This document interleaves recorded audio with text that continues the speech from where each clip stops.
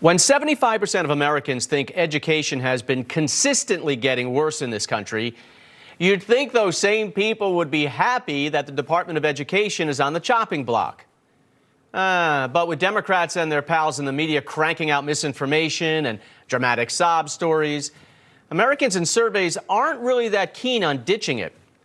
President Trump's executive order directed Linda McMahon, his education secretary, to begin whittling down the bureaucracy, but keep important programs and services like special ed and financial aid. So will Congress actually abolish it? Alabama Senator Tommy Tuberville is a member of the Senate Committee on Health, Education, Labor, and Pensions, and we're certainly glad to have him on with us. Make the case for downsizing or abolishing the department. Well, first of all, we spend $280 billion a year in the federal government supposedly on education, but it doesn't need to go to bureaucrats. It needs to be in a block grant and sent back to each school, each state across the country, and let them use the money towards students and education. You know, 40 years I coached.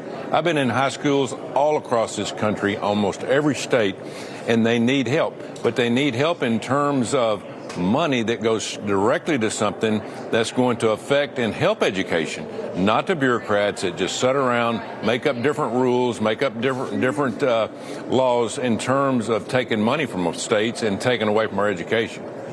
So is there a way for Republicans in Congress to legislatively, close up the department without Democratic colleagues? Because, getting to 60 votes in your chamber is going to be really, really hard.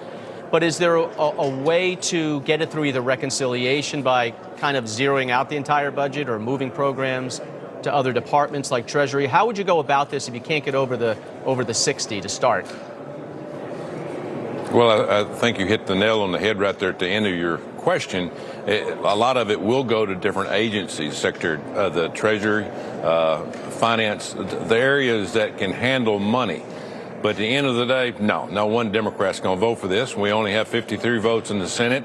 So what you're going to see is a downsize and putting money in different places to where it can actually work. Thank goodness we've got a Secretary of Education that actually understands it, knows it, and wants to get this done, along with a president that is a pro-education president, and he understands. All you have to do is look at the numbers.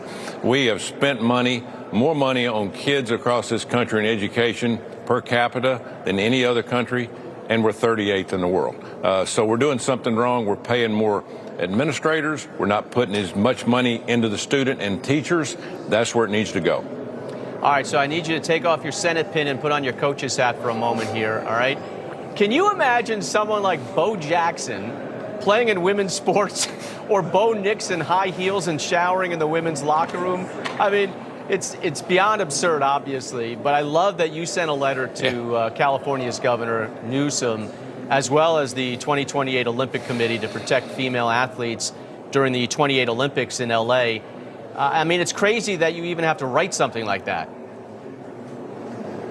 Yeah, we sent Governor Newsom a letter thanking him for understanding the problem that we're having with biological boys and men in women's sports. He's the first one to admit it is dead wrong. He needs to call over here in the Democratic Party in terms of the Senate and the House and say, listen, you're on a losing pathway here. You need to get on the train here and understand people are not going to put up with this BS. So we sent a letter to Gavin Newsom.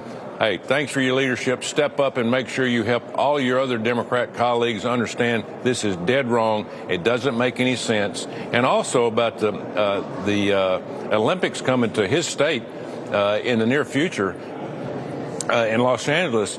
We do not need to show the world that we're allowing men in women's sports. And so we have to make sure we understand what we're getting into here. We are on the world stage. President Trump is going to be there. He's going to be kicking off the Olympics, but we don't need biological men playing and participating in women's sports in the Olympics coming up.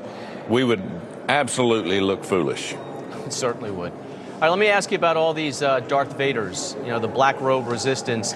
You got the federal district judges.